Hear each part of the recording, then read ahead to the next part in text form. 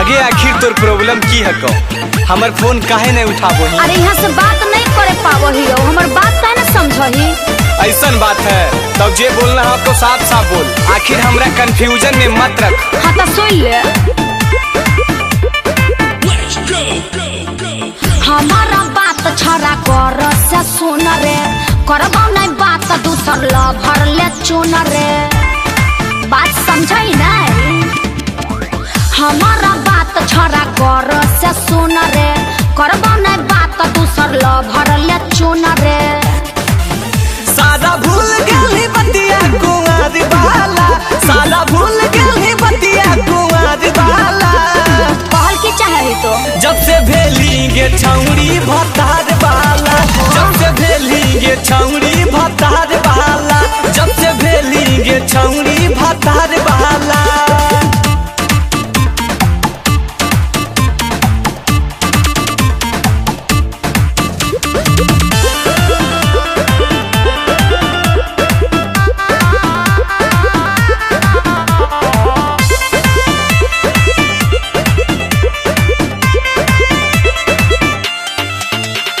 नैहर में हलियौ त कैले ने मान, ससुरा में अलियौ नहीं कर परेशान।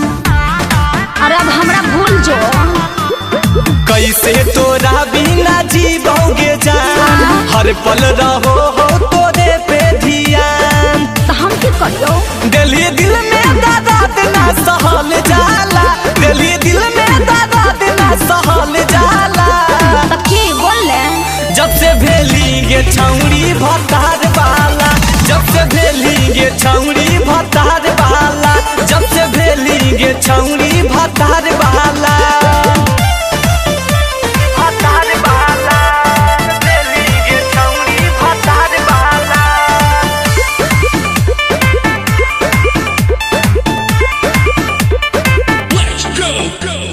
बार बार सैया करो है बाबा, लफनवे के चलते पूछो है सवाल। अरे हम बार बार की जवाब दिए? छौड़ी हमारा खुटा से तू खुल गेलिंगे, पियावा के कोरावा में झूल गेलिंगे।